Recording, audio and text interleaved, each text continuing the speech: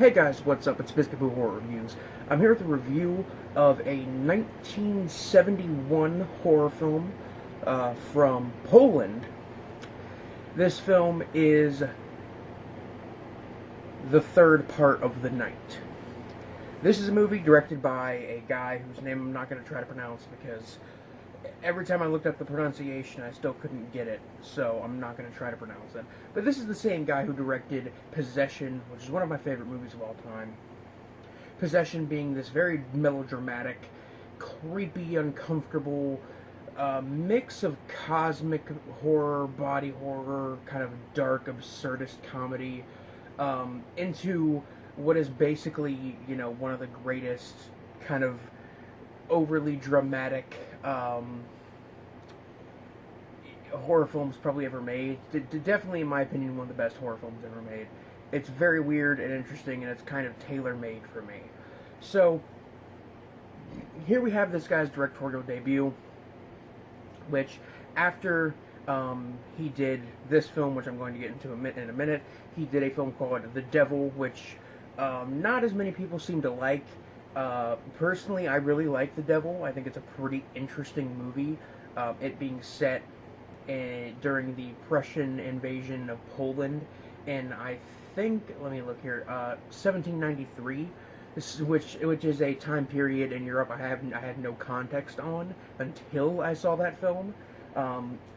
So it was definitely an interesting watch, but I will draw comparisons between that film and this film in just a moment.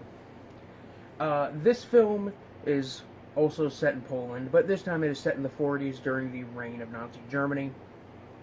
The film is about a guy who his entire family is killed by Nazis, and it in turn leads him to want to join the resistance against the Nazis, but not before the Gestapo responsible for murdering his family finds him, and this sends him on a chase into the city where he finds a woman who is pregnant that looks exactly like his wife, and it's a downward spiral of psychosis from there. Similar to St. Bernard, a film I reviewed earlier this year, which is kind of an art house film, I'm not going to necessarily do a normal review for this movie as much as I'm going to kind of just discuss things about it and give a general opinion on it, because this is one of those movies kind of like St. Bernard, but also not kind of like St. Bernard, because this one's definitely more grounded in reality. It's just a movie that I kind of don't want to criticize, because on almost every level, this film is, well made. It's well acted, the writing is fine, the editing is fine, the visual, not the visual, but the cinematography, lighting, camera work, all that is pretty good. But I just kind of want to talk about the atmosphere and everything else about it. So, starting off, let's start with the atmosphere. The atmosphere in this film is pretty consistent, which is, and it's consistent with the style of atmosphere of this director's work out of what I've seen from him so far. That being this film, The Devil, and Possession. With them being these kind of creepy, somewhat grounded in reality, somewhat not, almost absurdly humorous at times, kind of surrealist drama films with some horror elements thrown in. The horror elements are heaviest in Possession, probably, and that's where I think the atmosphere is best, as far as the genres and the atmospheres of those genres mixing together is best. Because that film is it's pretty gonzo all over the place. And compared to his first two films, Possession is very much not grounded in reality.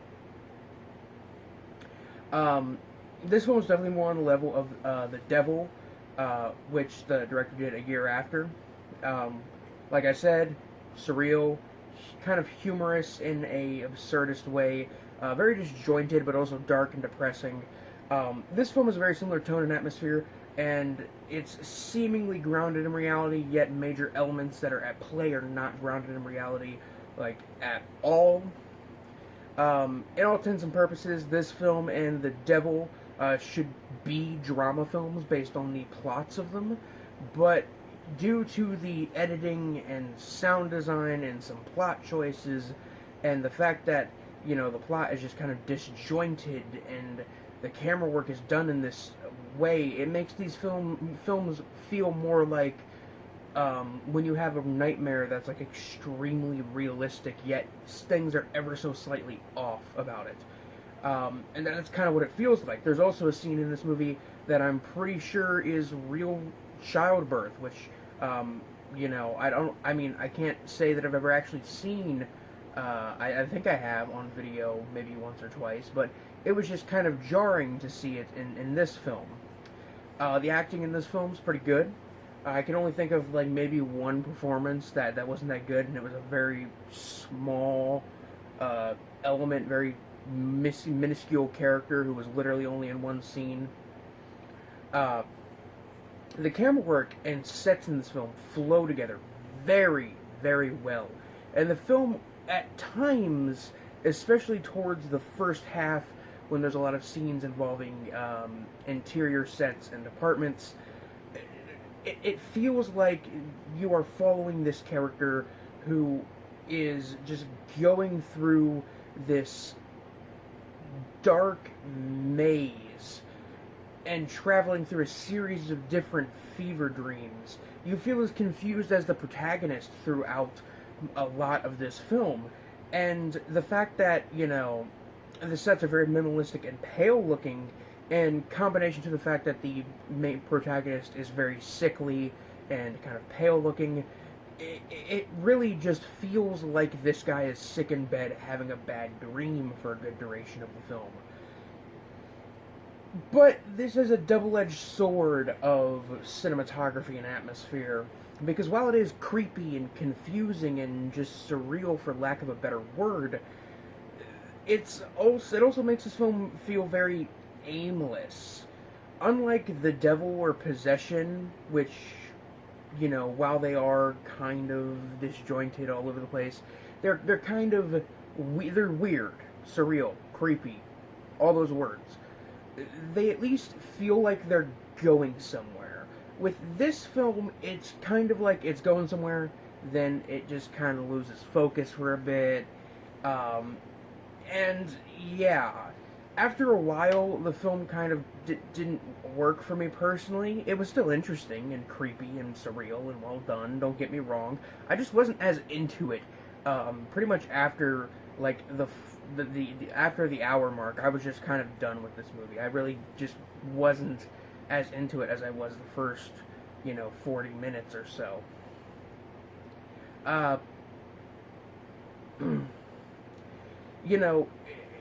And the thing is, it's interesting, surreal, creepy, well produced. But at around 50 minutes in, it starts to slow down to a near halt. And stuff involving side characters and stuff like that, I just started to get confused. I was like, who the fuck's this person? Who's this person? And I was thinking to myself, maybe it's because this movie is, weird and disjointed. Maybe it's because I am, kind of not paying attention. Maybe it's this, maybe it's that. I don't know what it is, but after the 50-minute mark, this movie just kind of stops being that engaging to me. Also, I think the reason that it does kind of slow down is because it's just seemingly... It's one of those films, like I said, grounded in reality, very much like The Devil is grounded in reality. But it doesn't... But unlike The Devil, which feels like, yes, this is some kind of reality, when you watch The Devil, when I watched it, I was like, this feels like reality, but this doesn't feel like a reality I'm familiar with. It doesn't feel like real reality, maybe an alternate reality, maybe, it felt kind of otherworldly. And I think that has to do with the fact that The Devil is set in 1793, a time in Poland which I'm not familiar with at all. Meanwhile, this film is set in Poland in the 40s during the Nazi occupation, and I do know a decent amount about that because I learned about that in fucking high school.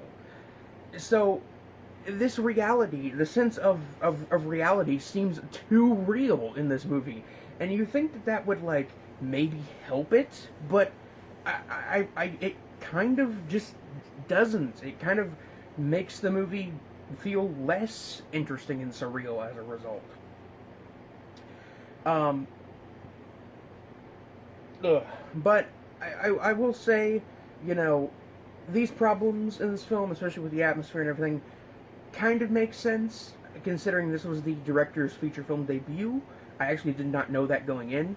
I found that out once I finished it, and I was like, oh, maybe that would kind of explain why his style isn't cohesively all together yet, and like it was in The Devil and Possession, and it's just kind of a, you know, an amorphous blob here. This guy just didn't have a grip on his style, and it wasn't until a second feature that he really got it. I will say the ending to this movie, like the last 5 to 10 minutes of this movie are genuinely really haunting and kind of strangely sublime in a way.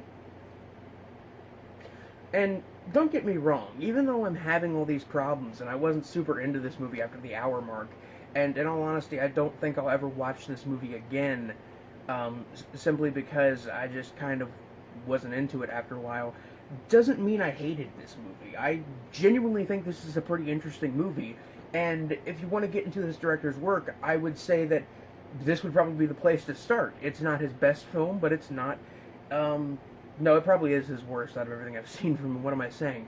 But it's not a bad movie by any means. I would probably have to give this, you know, I'd recommend this if you're into, like, art house horror and weird, disjointed, kind of semi-surreal, otherworldly cinema. I'd probably give this film the same rating I gave, around the same rating I gave The Devil, which was a 7. I'd probably have to say this is like a 6.5, like maybe a 6. It's not perfect, but there are really good elements to it, and there are things I liked. There's a lot of cool imagery in the film.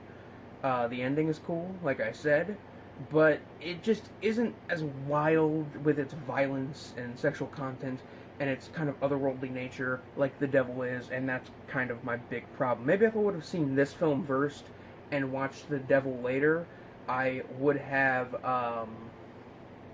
you know, maybe been a bit, maybe I would have been into it a bit more, if I didn't go in expecting this to be pretty much The Devil all over again.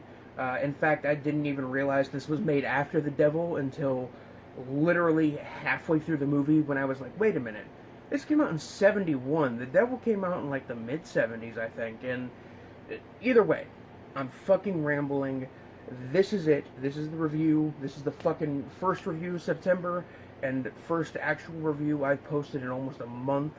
Yeah, it's been a break. I don't know how it's been that long, or almost a month, but it has. Either way, guys, that's it for now. This is Biscuit Horror Reviews, signing off. Peace.